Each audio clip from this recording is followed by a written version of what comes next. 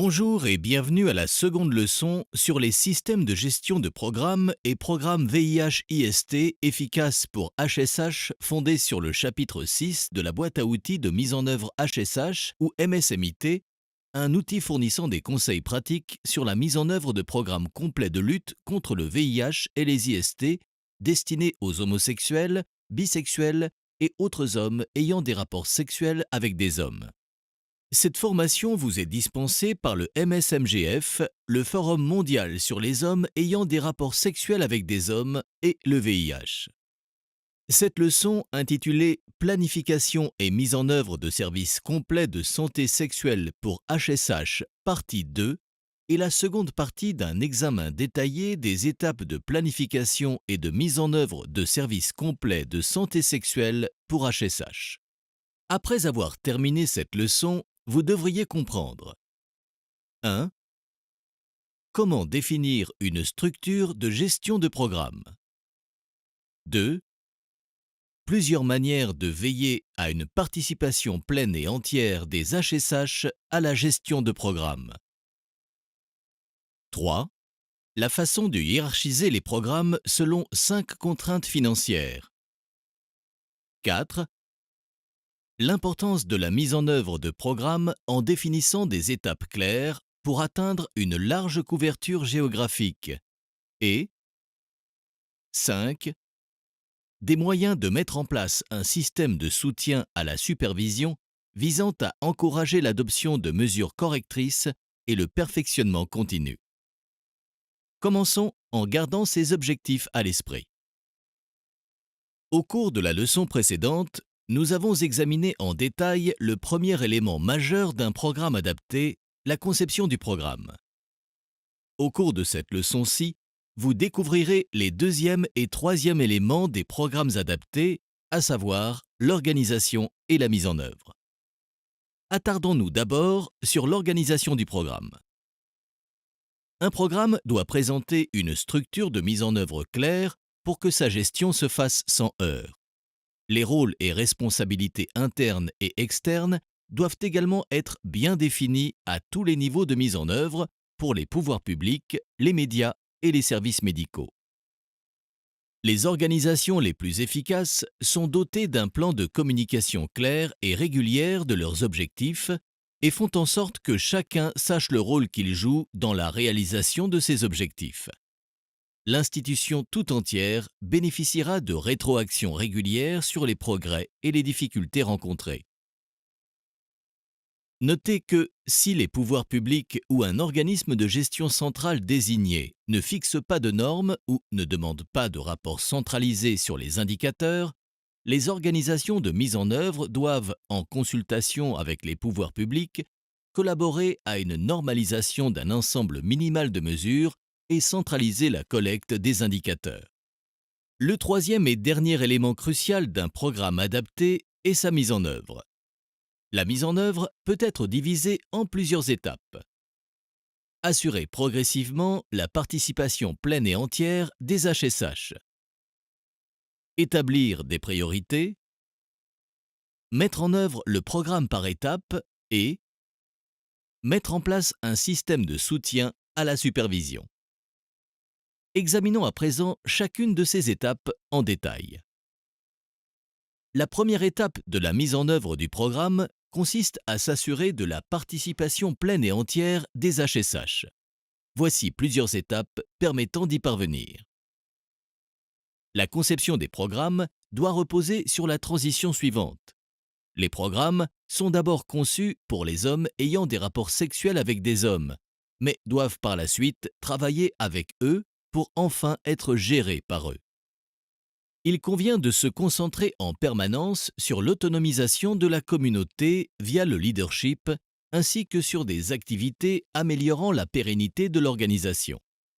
Cela implique notamment de travailler à la mise en place d'organisations solides en mesure de pérenniser les programmes et qui ne se contentent pas d'engager du personnel HSH, ainsi qu'au transfert des responsabilités du personnel d'ONG au personnel de l'organisation HSH. La deuxième étape de mise en œuvre d'un programme consiste à hiérarchiser les activités selon les fonds disponibles. De manière générale, les ressources financières sont souvent insuffisantes pour proposer un ensemble complet de services à tous les hommes ayant des rapports sexuels avec des hommes d'un même pays ou d'une même région. Les programmes doivent donc faire des choix quant à l'étendue des interventions, à la manière dont ils les mènent et à leur localisation. Il est, par exemple, possible de varier le mode de mise en œuvre des composantes techniques et d'accorder la priorité aux zones concentrant le plus grand nombre de HSH et d'individus à risque. La planification du budget doit également prendre en compte les sous-populations d'hommes ayant des rapports sexuels avec des hommes. Voici quelques manières de définir des priorités quant aux endroits où établir des services en cas de ressources limitées. Viser des régions aux concentrations de HSH supérieures exige moins d'organisation de mise en œuvre et des frais de gestion réduits. Voici les services qu'un programme devrait fournir au minimum. Il est crucial de connaître le statut sérologique pour la prévention et les soins, ainsi que les outils de réduction du risque, tels que les préservatifs et lubrifiants, dans le cadre de la prévention. L'autonomisation de la communauté est également essentielle, comme exposé précédemment, tout comme les réorientations vers les services et la suppression des principaux obstacles structurels. Prenez quelques minutes pour vérifier votre compréhension. Vrai ou faux? S'il n'y a pas suffisamment de fonds pour lancer un programme, ceux-ci doivent être affectés en priorité à une offre de services limitée à certaines populations. La bonne réponse est vrai. Il convient de choisir les programmes qui seront lancés selon les budgets disponibles. Les zones présentant une forte concentration de HSH ainsi que de dépistage volontaire du VIH et de conseil doivent être prioritaires. La troisième étape de la mise en œuvre d'un programme consiste à mettre en œuvre et exécuter le programme en suivant des étapes clairement définies pour aider à atteindre une large couverture géographique. Les trois principales sous-étapes de la mise en œuvre progressive d'un programme sont reprises ici. Il s'agit d'établir l'infrastructure, bureaux, espaces sécurisés, etc., dans les zones géographiques cibles, de mettre en œuvre des services avec un suivi et une amélioration continue de la qualité, et de déplacer l'accent vers la pérennisation des services et interventions. Parmi ces étapes, la première, établir l'infrastructure, contient plusieurs sous-étapes. Examinons chacune d'entre elles en détail. La cartographie s'effectue en 3 étapes progressives. Pour localiser les plus hautes concentrations de HSH, un planificateur de niveau central peut interroger des informateurs clés en zone urbaine. Il peut notamment s'agir de professionnels de la santé ou de HSH déjà connus dans le programme. Une fois la zone générale délimitée, on procède généralement à une cartographie plus détaillée. Pour ce faire, la méthode place ou une évaluation participative peuvent être utilisées. Cela permet de répertorier le bon nombre de HSH, leurs risques et leurs besoins. Enfin, les cartes de réseaux sociaux peuvent être utilisées pour identifier avec précision les personnes susceptibles d'être atteintes par des intervenants en sensibilisation communautaire. L'étape suivante, dans le cadre de l'établissement de l'infrastructure, consiste à assigner des zones de couverture distinctes aux différentes organisations de mise en œuvre. Il convient donc d'éviter autant que possible d'assigner plusieurs fois une même zone géographique tout en tenant compte de la taille des communautés et des sous-groupes qui les composent. L'étape suivante, dans le cadre de l'établissement de l'infrastructure, consiste à engager et former une équipe en mesure de mettre en œuvre une intervention de lutte contre le VIH composée de plusieurs éléments à destination des HSH, ce qui requiert des aptitudes variées. Voici une liste de différentes catégories de personnel dont un organisme peut avoir besoin. La composition de cette équipe dépend des services qu'elle propose, du mode de prestation, de la taille de la communauté de HSH desservie et de la zone géographique à couvrir. La dernière étape de l'établissement de l'infrastructure vise à recenser et renforcer les services publics et les services du secteur privé. Le rôle de l'organisation de mise en œuvre consiste alors à identifier ou mettre en place des prestataires de services respectueux et non stigmatisants pour les réorientations en vue d'atteindre l'objectif d'un centre de services unique. Rappelez-vous que l'établissement de l'infrastructure n'est que la première étape de la mise en œuvre progressive d'un programme. L'étape suivante consiste à mettre en œuvre des services avec un suivi et une amélioration continue de la qualité. À ce stade de la mise en œuvre, le programme se concentre sur la couverture de la communauté en services tels que la sensibilisation, l'éducation, les médicaments et produits de prévention, l'orientation vers les services adéquats, etc., et sur l'amélioration de la qualité. Cette phase de déploiement est un processus continu lors duquel les instances de gestion de tous les niveaux comparent les progrès effectués aux objectifs fixés et ajustent leur stratégie selon les besoins.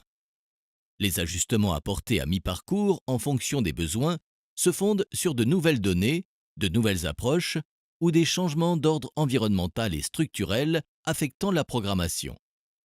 L'intensité et la qualité de la couverture croissent à mesure que le personnel gagne en compétences. C'est au cours de cette phase que la flexibilité et le perfectionnement continu du programme prennent toute leur importance. Les programmes de grande ampleur doivent mettre en place des mécanismes d'apprentissage croisés. La présence d'un système de suivi solide et régulièrement révisé est essentielle à un déploiement réussi des services. Elle permettra également aux bailleurs de fonds et aux pouvoirs publics de savoir si le programme est mis en œuvre efficacement et s'il est fidèle au concept original et aux objectifs de couverture fixés. La dernière étape de la mise en œuvre progressive d'un programme vise à autonomiser les hommes ayant des rapports sexuels avec des hommes pour leur permettre de prendre part au programme et de renforcer progressivement leur capacité à le mettre en œuvre eux-mêmes. Ce dernier objectif rendra le programme plus efficace et pérenne. Voici des caractéristiques d'une organisation pérenne de HSH. La quatrième et dernière étape de la mise en œuvre d'un programme consiste à établir un système de soutien à la supervision. Voici une liste de différentes caractéristiques d'un tel système. Lorsqu'elles sont organisées régulièrement, les réunions de supervision aident à créer une culture des données qui favorise le perfectionnement continu et la prise de mesures correctrices à tous les niveaux, ainsi que la résolution des problèmes en toute indépendance. Le soutien à la supervision, par exemple le mentorat, peut également être assuré à travers. Avant de continuer, veuillez répondre aux questions présentées dans cette auto-évaluation de votre compréhension des informations présentées dans cette leçon. Pour rappel, cette leçon a présenté les principales étapes restantes de la planification et de la mise en œuvre de programmes de santé sexuelle complets destinés aux HSH. Elle ne vise pas à fournir un aperçu exhaustif de la gestion de programme, mais plutôt à en présenter certains aspects spécifiques liés au programme HSH.